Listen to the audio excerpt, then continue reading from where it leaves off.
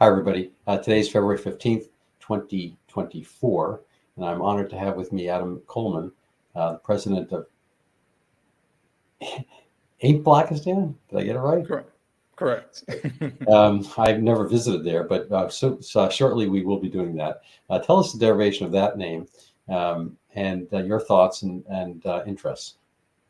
Sure. So Aintblackistan started as like it was a conversation I had with someone online, but it was a bit of a joke. But it stems from Joe Biden's "You Ain't Black."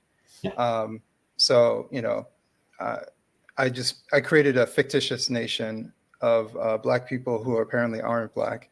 Uh, Yeah, I mean, so who yeah, would know better than Joe Biden, obviously, Mhm. right? Obviously. So it's a nation filled with refugees. Are you allowing border crossings freely? Yes, we do have 90-day visas, uh, but we are strict on our border policy. So if we catch you past 90 days, you will be deported. So tell us what are the cultural mores and habits of the citizens?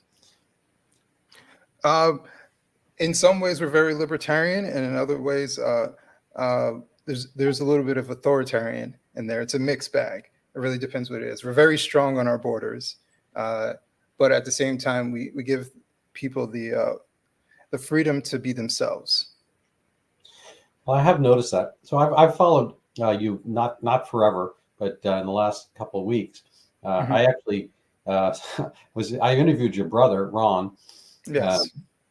Ron, Ron Coleman. Um, this is just a side note, but I play tennis, and we have this round robin. So there's a lot of kind of random people, whoever signs up shows up, and uh, so the other day, well, there's a guy, just Chinese Randy, and there's me, and I don't know Mhm. if you can tell, but I'm not as Chinese as Chinese Randy. People are like, "Oh, you're both Randys?" Like, yeah, I just kind of said we're brothers, and people are like, what? Yeah, I said it's kind of weird because our dad name was the same first name. It's kind of odd. Anyway, but in your case, Ron Coleman and you. Um, but so I'm relatively new to all things Adam Coleman, but I did Mhm. notice some of your interviews, and they've been excellent. Can you tell us a little bit about your interview with is it Chloe Cole? Is that the right? So Yeah, so how did that go? How did you score the interview, and what's the repercussions, and what's her story, and how does it resonate with your own? sure. So we ended up getting together because we're working on a same project, um, and we happen to be at the same place at the same time in Nashville. Um, and I reached out and asked if she was willing to sit down and have a conversation with me for Breaking Bread. Breaking Bread is a series that kind of sparked from something that I've been doing for quite some time, for a number of years. There's a traveling aspect to it. A lot of the episodes feature me going to different places. So whether it's, I'm in New Jersey, whether it's me going to New York City, or me going to Florida, London, and Nashville, add to the list. So there's a bit of a traveling aspect to it. And, years ago, I started solo traveling and just meeting people from all over the world and talking politics with them. There's a lot of people from different countries who are interested in American politics, and they would have questions for an American, and I just gave my perspective, and I would ask their perspective, and then we would talk about where they're from and their viewpoints. But we typically did this over a meal, and it was always casual in nature. And I never really took any offense if they disagreed or if they had questions. I was very open with them, and we were open with each other. And so when I wanted to start this, I wanted to do something that was casual, good faith, and you know something that people felt comfortable doing. So that's why I'm reluctant to say like I interviewed Chloe. I just kind of sat down and we just started talking. And actually, the way I filmed it, I have three cameras set up. The way I filmed it was us on the couch, on the same couch, just like staring at each other and talking. And initially, I had it set up where she would be on the couch and I would be on a separate chair. But before we started recording, I was just we were just sitting on the couch and talking, waiting for our food to come. And we were having a good conversation before we even started recording. So I was like, this feels very nice and casual, and she looks comfortable. So I moved the cameras around.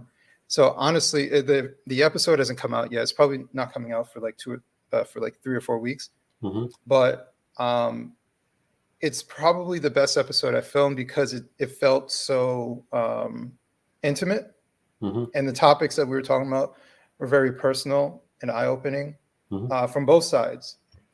And then there are moments where we laugh about something, so it's very exploratory. It can go in different angles. What we had in common was when she was a child, the doctors recommended that basically put her on cross-sex hormones, remove her breasts, and they told her parents this is the only way forward. And obviously harming her and putting her health in danger for the rest of her life because of the decisions of so-called experts. And in my circumstance, when I was 6 years old, it was recommended that I go into a mental health institution. And I was there for 3 months. And at the recommendation of experts, and that's what they told my mother that they should do immediately. And that experience changed my life forever.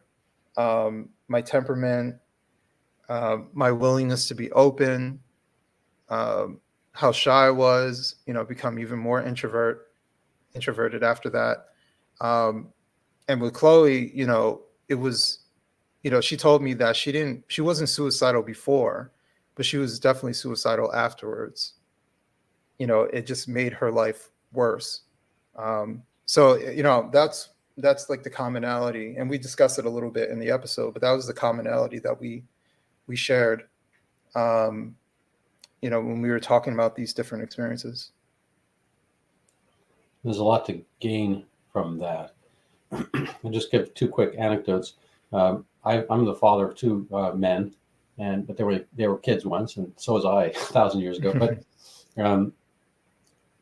my older son was big for his age, and when he was like 3.5, 4, he was at the school that had kind of different ages in one classroom. So there was kind of a big, broad kindergarten, nursery school, whatever. And the teacher, one of the I don't know, she's an expert, or whatever. She came up to me and she said, "Your son needs speech therapy."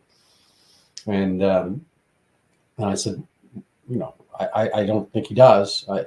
She said, I think his main problem is he's too tall. She kind of looked at me crazy, like I'm a moron. And so she reiterated, she said he kind of can't pronounce certain words. I said, yeah, his problem basically is he's too tall.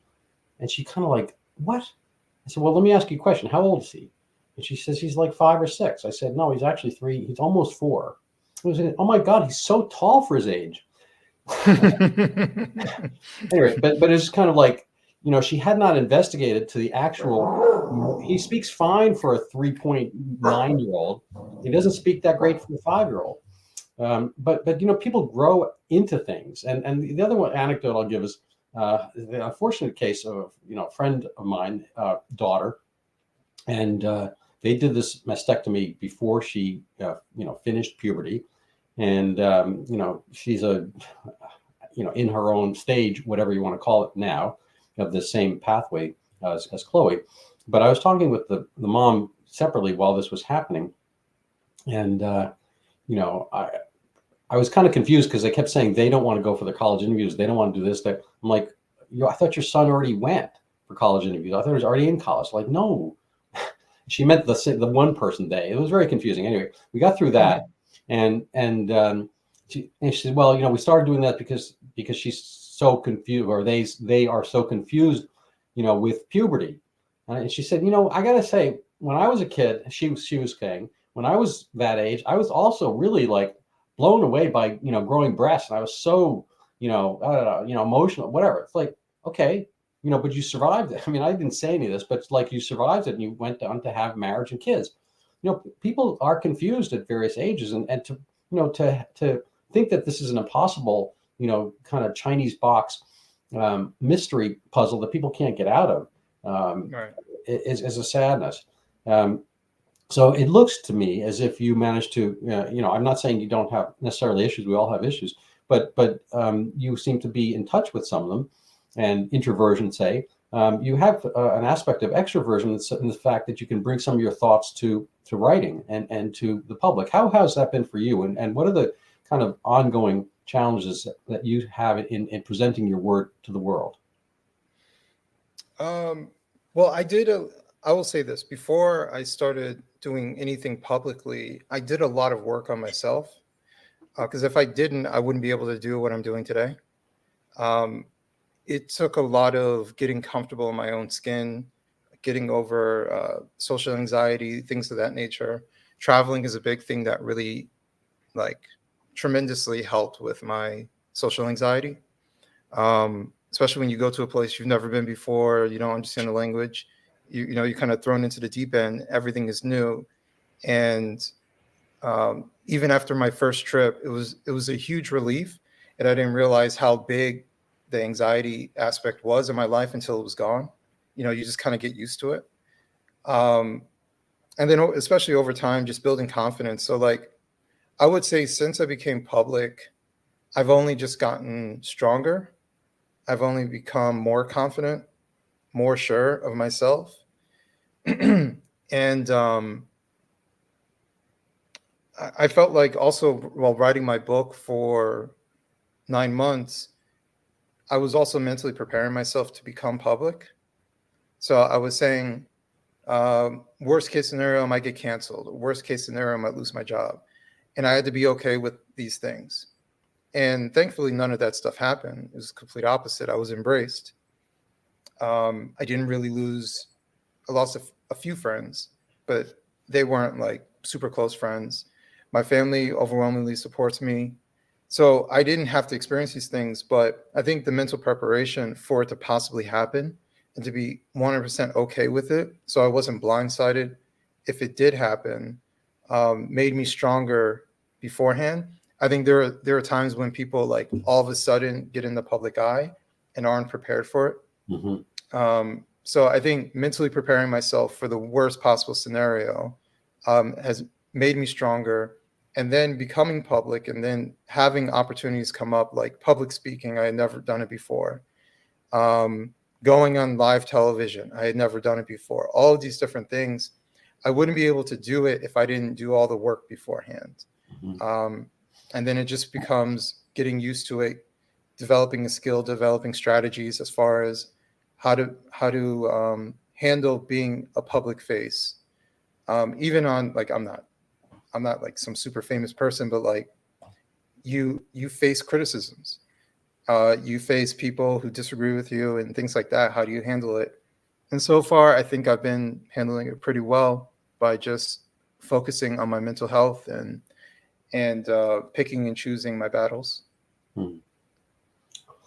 Yeah, no, I think picking and choosing the battles is an interesting point. Even the great boxers, they don't fight every day. The NFL, Right. they don't have a game every day. There's a certain bout and all the preparations. If you've watched the Super Bowl, or any other game, everyone's kind of swaying. The national anthem's on, or the AKA, the Black national anthem, such as it is, and people are swaying. They're kind of in their moods and so forth. And there's a lot of anxiety and jumping up and down and all that kind of stuff because they are gladiators and they're in this sphere. So there's kind of this preparation. My occasional travails are on the tennis or squash courts or something like that. But I gear myself up. I kind of feel like there's something at stake, and I think it's important that you are able to work out a routine where you can prep for that. But I think over time you'll find, and maybe you have already, that a lot of people don't bite your head off per se. They appreciate hearing an authentic voice, and that sounds to me as if you have one. There's a little joke: once you can fake authenticity, you've got it made.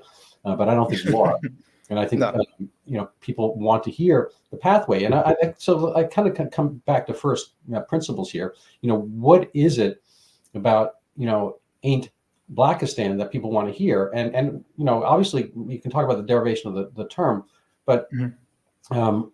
why? What is going on that authentic Black voices are at a premium? I think it's the same thing that's affecting all voices, is that the elite, the most prevalent people who are in our society are dictating the conversation. We have Black leftists who are dictating narratives.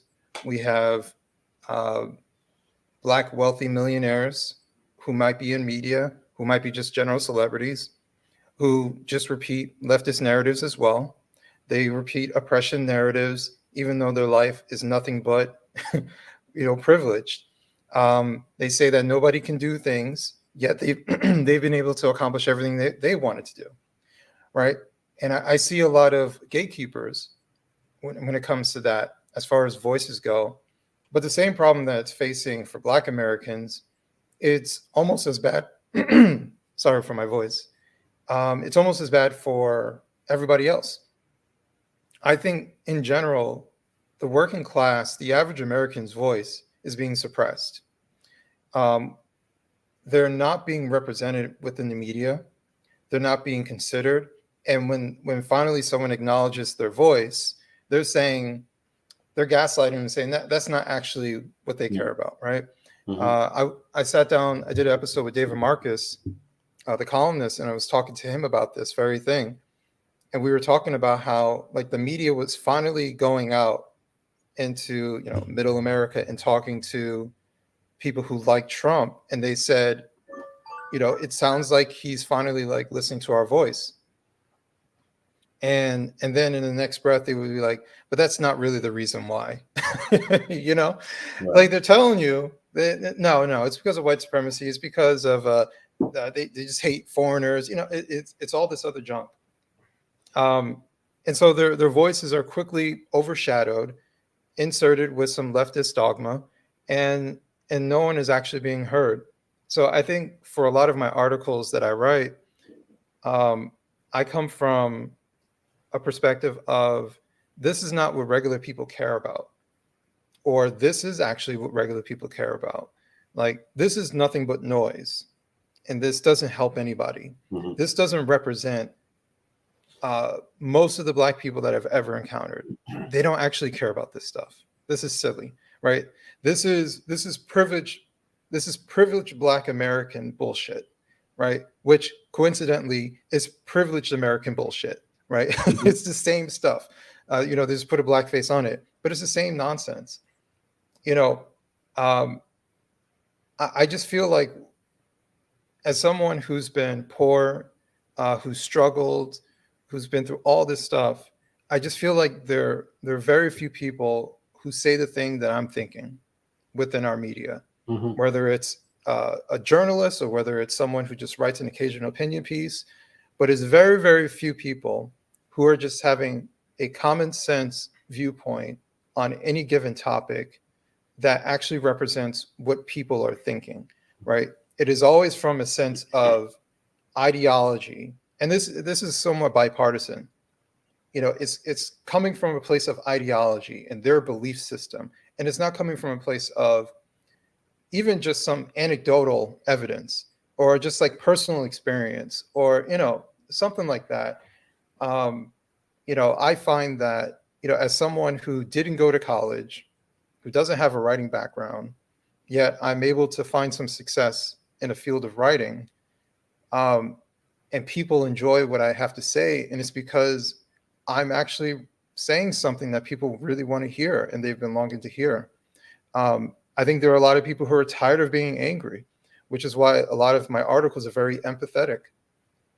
They're just tired of the rage bait. They're tired of this stuff. It works for some people. They just want to be angry all the time. I can't help them, right? But I think there are people who just want sensibility. There are people who want feel good. There are people who want like realism, something authentic. And I'm not trying to be anything other than myself when I write my articles. This is truly how I see things and truly how I believe. I talk about my faults. I talk about things that I'm proud of. I talk about things that I'm really optimistic for. I talk about these things because this is generally how people talk. But our media environment is so nihilistic, and that's a bipartisan feature. But it seems to be especially nihilistic on the political right, and so I stand out because I'm not that way. Andrew Clavin, I think channeling C.S. Lewis said, anger is the devil's cocaine. Mhm. And, I think there is a high from it, kind of this, caffeine-ish, urging and so forth, and people kind of, move into battle. Classically, heroin was named, it was a drug made in Germany in the 19 teens, I believe. And it was named that because it gave soldiers a heroic feeling. So it's actually, heroin is literally just like, hero and heroine, male and female. And so they called it heroin because it kind of gave people a different feeling of themselves. They were beyond themselves. They were, super people. And, doing that very much obviously has its own addiction and its own, depravity and debasement and so forth. When people become kind of following these heroic, say, false drugs, in the case of literally heroin, or other drugs such as anger, I think they fall by the wayside in figuring out the right way for the most people. And it becomes a little bit more about how they can get their own redose of that feeling they have. And power is another drug, obviously. So, let's change hats a little bit. Let's say, you got more power and more voice. How would you change certain things in society currently outside your own personal sphere? More power, as in, like, can you give me an example? Like, if I just became more known or something like that, or? Yeah, there's a lot of different spheres. There's the culture, there's movies. I recently saw American Fiction, which I think was one of the better movies I've seen in a little bit. It's kind of, dealing with certain of the themes you're mentioning.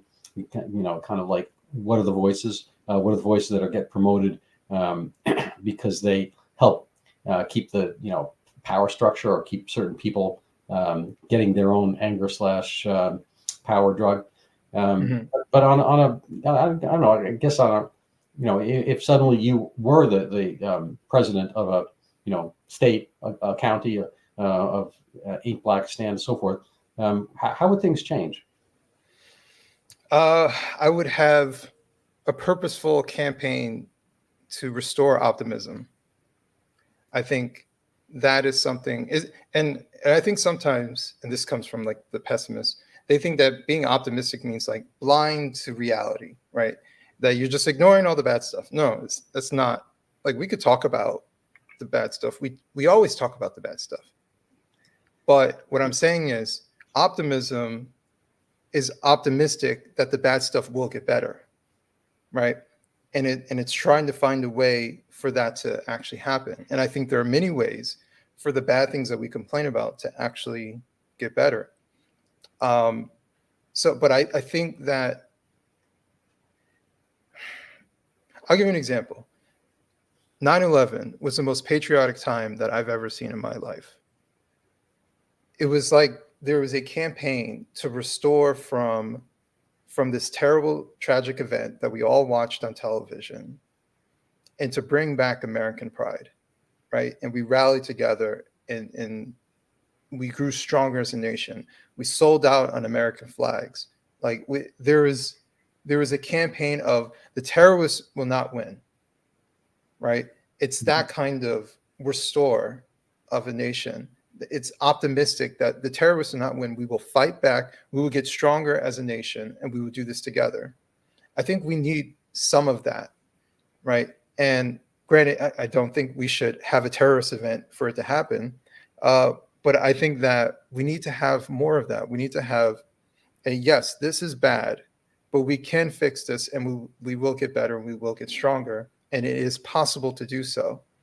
And what I hear far too often is, things are bad, it will never get better, our society is crumbling and it will never mend itself. And I just don't believe that.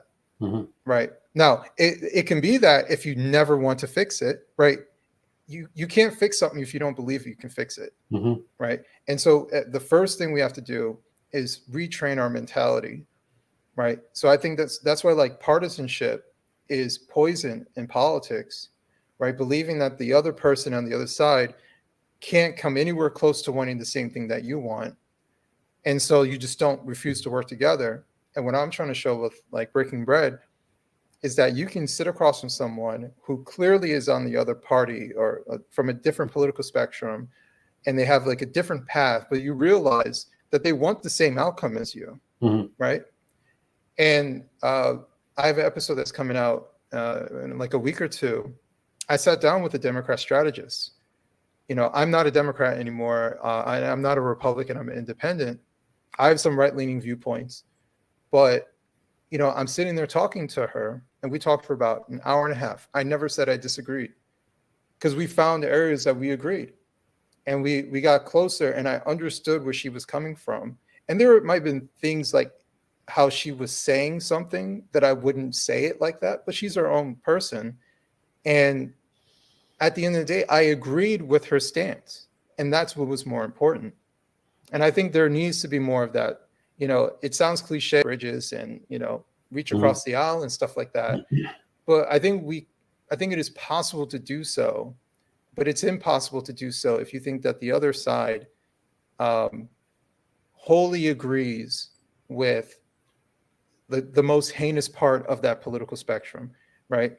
So if you're a Democrat, you couldn't imagine working with Republicans if you think that they're the most extreme version of a Republican, every single one of them. And it's like, no, those guys exist. There are racists who are on the right. Those guys exist, but it is not the majority, not anywhere close. These guys are the fringe, right? And you should be able to differentiate. Same thing on the left. Not every Democrat wants to mutilate children and believes in this stuff, right? Because I know plenty of Democrats who do not like this stuff, right? It is a fringe concept, and it's seeping its way into politics. And these fringe actors are taking over the party, which is one of the reasons why I left the Democrat Party. But there is commonality. There are things that we can do to kind of work together. Well, I think that on a micro level, you know, we have friends. We live in a Boston suburb and lived in Boston before that, and you know, so it's a very left-leaning place. So far, you know, left-leaning, sometimes people fall over. But, you know, it just, you know, and in conversation, you can do that. You know, at the dinner table, you can do that. And we have, you know, loads of kind of dinner groupings and parties and whatnot. But I think there is the converse, which is that while I like to have, you know, freedom of speech, Elon Musk was bringing this up, I think, today. There's not always freedom of reach, and the left, as it were, or the, you know, party in power, sometimes, you know, is there and they pull the ladder up. So they're there. You know, there was a lot of, and there still is a fair amount of shadow banning, and you know, aspects of you know, not letting other voices come out. I think, you know, debate is really the incubus of any type of value change. Science is basically debate. You know, one person says this one, you know, and you have to experiment. But if you don't have the debate in front of you, you can't possibly garner or gain any further points in progress. And when debate gets taken away, that's an issue, you know. And so it tends to be that the left, even the well-meaning left, is willing to put up with certain things that take away debate. There aren't really, you know, I think on the right, you know, if somebody is found out to be heinous in one way or another, they are expelled and expunged from the party. But on the left, that doesn't seem to happen very much. I think you can be, you know, the so-called quote unquote anti-racist, i.e. racist, you know, on the left, and say all kinds of things that would, you know, if you flip the color scheme of the comments, would be, you know, obviously, white supremacist kind of stuff, except it's put in the guise of other races. And you can say those things about whites. You can say things about white trash and all that kind of stuff. And so those voices don't get expelled to the same degree. But there's also this kind of cutoff of debate, and the aspect wherein, things where we would have the ultimate playing out of our debate in elections. One party wants voter ID, so the actual people of our Commonwealth and of our state and states general would be able to be acknowledged for their votes. There's no greater debate than an election. And if you hold an election and where people aren't, one by one accounted for, and there's not a one-to-one identity function between those who can vote and those who do vote, and those who do vote are the ones who can vote, then you are, in a sense, negating debate. And so I think there's two different fora types. There's those where you get, strikes and communities. I've had like 3 different YouTube channels taken down, and I personally don't think I ever say anything in a conspiracy way. I try to only work in facts for my science stuff and COVID and whatnot. But we saw during COVID, if you said, the virus leaked from Wuhan, you were taken down. And now you can say it. So for what happened? Well, the debate eventually occurred, but it occurred, like 3 years too late. And so I find that, but I appreciate that you are doing that. And I think Breaking Bread is a great title. Obviously, it recalls Breaking Bad, which I never really thought about as Breaking Bread. But, I think Breaking Bread maybe was a derivation of Breaking Bad title. But I think, it's a really interesting antidote for Breaking Bad, that you're breaking good in a sense by breaking bread. So I appreciate that. So what are the kind of foundational aspects? You're welcome to touch on anything I mentioned just now, but kind of what are the foundational aspects by which you keep your your lodestar, your magnetic north, pointing in the right direction? I'm just going to bring up one little anecdote. I was reading recently that back in the days of Aristotle and the ancient Greeks, they knew a lot of stuff, but Aristotle literally thought people thought with their hearts, that he didn't understand the brain. He thought the brain was just kind of a repository to keep the eyeballs working or whatever. But people thought with their heart. And I think today people almost think that people think with their skin, that you are thinking according to certain, facial or melanin characteristics, or ethnic, whatever that you have, and that's the way people think. And if you don't think a certain way, then you are not part of that group. It's kind of like the Clarence Thomas, Uncle Tom epithet. Anyway, so and you're welcome to dissect anything there, but basic question is, how do you keep your magnetic north? How do you keep pointing in the right direction? And where did you get your sense? I've always been, even from being a little kid, I've always been pretty analytical. As far as things, if I'm introduced something, I'm very I examine it, which is no surprise why I got into the IT field. Troubleshooting, figuring things out, understanding how something works, and trying to analyze why it's broken, and then backtracking. If you know how it works, you can figure out how to fix it. So that I kind of just use the same mindset when it comes to politics and culture. If I know how it works and I see what's broken, then I should be able to figure out how to fix it, right? And so I think I spend a lot of time not talking and just reading, not necessarily books, but reading what people are saying. I kind of agree that, humans are very emotional, and that's not necessarily a bad thing. The right tries to make it a bad thing, but that's just what we are, right? And so because we're emotional, you have to tap into that emotion, right? So whether it's anger, whether it's empathy, you have to tap into it to get people to move in a particular way, to get them to react. People who make propaganda understand this, right? So you have to tap into some sort of sensibility of human beings and make them emotionally driven. It's hard to get people to move by just showing them numbers, right? That doesn't really do it. You get them to move by telling them stories. And storytelling is it's something that we've always done. Human beings have always told stories. The Bible is filled with stories for a reason, right? It touches people. And then when someone's going through something, they can refer to a Bible story that had a lesson at the end So it kind of inspires you to do something different. Like, they experienced the same thing back in this story. And this is why you should do this, X, Y, Z, whatever it might be. And so that's why I tell a lot of stories, and I tell personal stories, because like my number one issue is advocating for the nuclear family. It's for protecting children. And so when I'm talking about single parenthood as being a failing measure for children, I talk about my childhood growing up without my father. And so I'm open enough to talk about these things. And I'm doing it for a reason, because I understand these stories, even if it's anecdotal, these stories are what move people. Now, I have numbers to back up what I'm saying, and we already know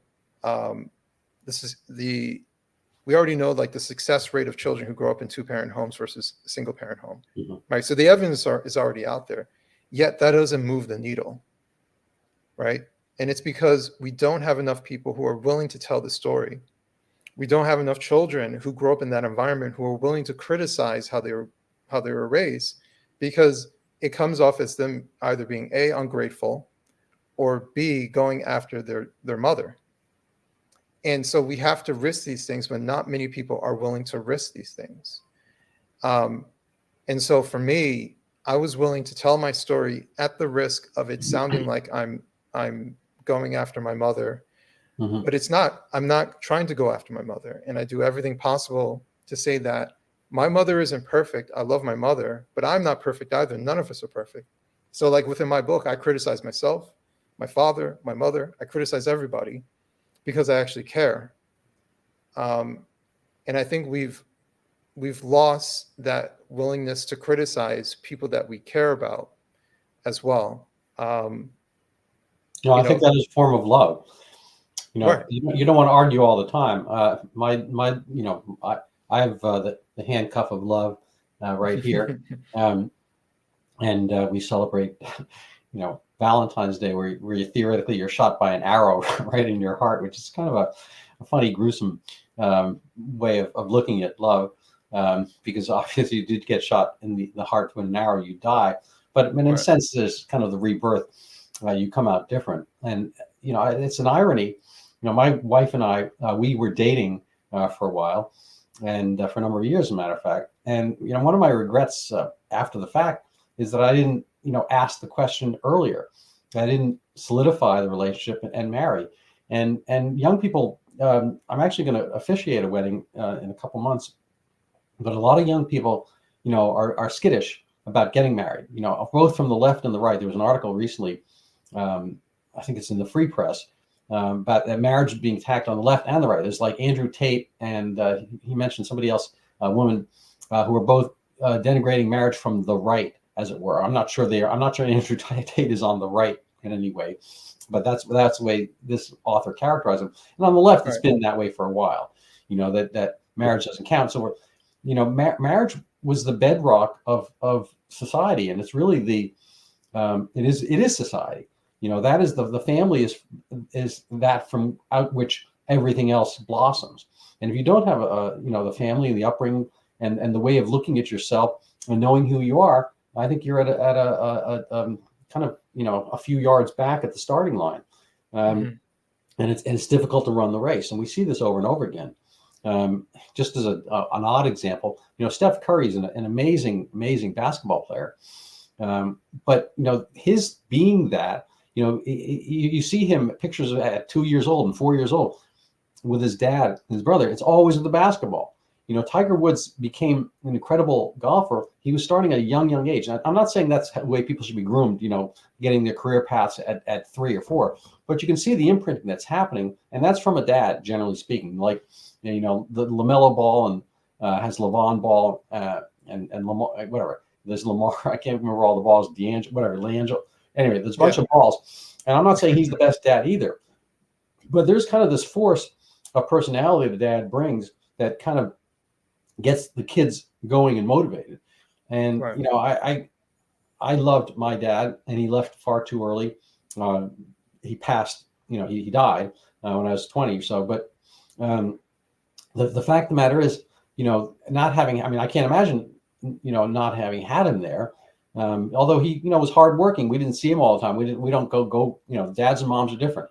Mom is kind of like the everyday person, but the dad's there as a model of what you can do and what you accomplish, and you wind up, templating. And I think that's a difficult thing. I know you have a son. I believe you have a son, correct? Correct. Once I did pop the question, the whole relationship changed. It became a much more kind of, it's almost like the difference between renting a house or staying in a hotel and owning a house. If you take on the task becomes completely different. If something's broken in that house, you have to fix it. You're renting or you're in a hotel. It's like, you complain, you move on. And I think, so much of what people have for relationships is like motel stays and maybe even by the hour. And it's kind of concept where you have ownership of what you do, good and bad, really helps you grow. And it kind of brings a different level of the relationship. So, I think that, I have not read your book, but I think if you can bring that kind of message out, you can help people by the multitudes who've been kind of somewhat polluted by Andrew Tate and the like. Yeah. The analogy you use as far as like hotel versus like buying a house, I think that's a really good analogy. And so I'm married now. We've been married a little bit over 2 years now. So marriage is still new to me. This is, I've never been married before. And I can understand that. And that's kind of like, I've said that marriage is important because it puts skin in the game, especially for men. And so, yes, can people get divorced? Yes. Right. But it's a major hurdle to do so, even though people do it. So there's a reluctance to get divorced. And there is to me, marriage, everything is purposeful, right? You purposefully planned the wedding. You purposefully asked. Everything is very purposeful. It's intentional that you wanted this situation. So to me, in most situations, there's a basis of love that exists there. You wanted to get married for a particular reason. Whereas if you have a girlfriend, you just you like the same stuff, and then you just kind of roll into whatever it is. And, and if they piss you off for a month, you're like, I'm done with this, and you just kind of move on. There's no skin in the game. It's just whatever. You just kind of do your own thing. And I think it's that mixture of laissez-faire, I'll just move on to something else. That's one thing. But then when you bring children into the mix, and you just kind of disregard the person that you're with, even though you have a child, I think we're too focused on the how I'm feeling versus how this affects our children.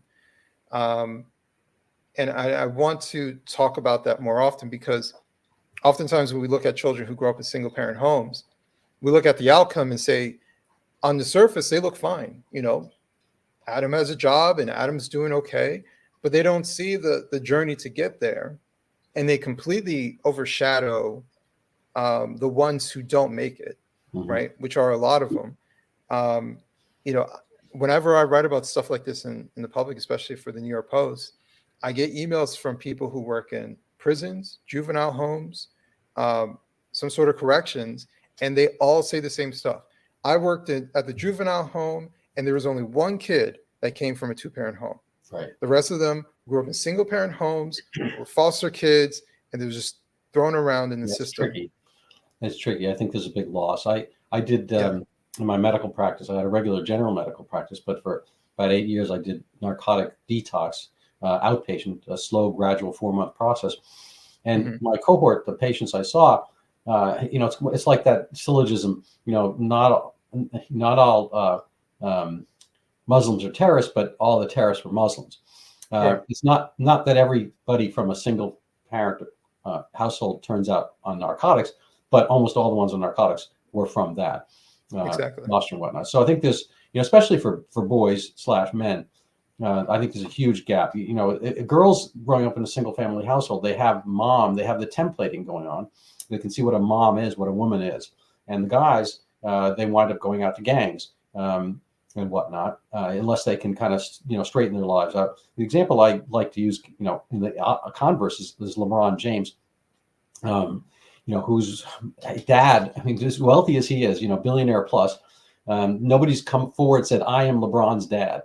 You think there'd be like the enticement, at least of a little, a 1% of what he has would make you like set for life. And nobody's come forward. So you can see the degree with which, his mom, was having dalliances, whatever you want to call it. And so he was not only dadless, but he's almost like, minus on that, score. And he was adopted by a policeman, if I'm not mistaken. Or anyway, he was a kind of a stern guy, and he also coached football, I believe. And I think LeBron got, a lot of LeBron's, fortitude through that relationship, and he left his mom's household, and he grew up in a household with a mom and a dad, and they weren't his. But I think that's really important, that's his templating aspect.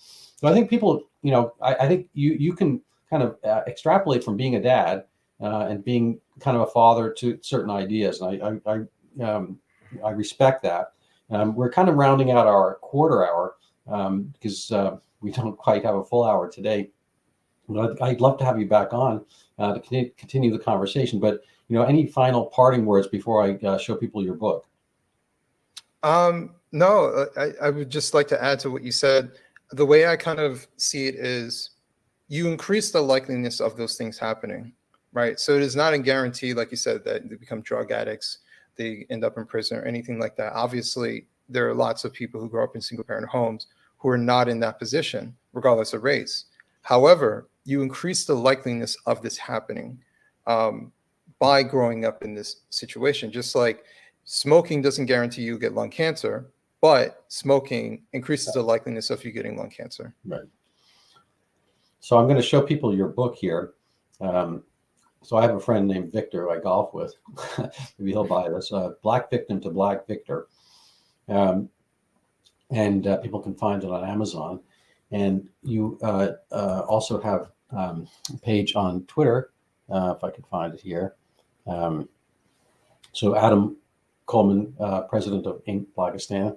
We never really thanked Joe Biden for naming your site, but we can do that now. And I recommend people follow you also on your Speaking Wrong at the Right Time. And that's your Substack. And just as a note of kind of personal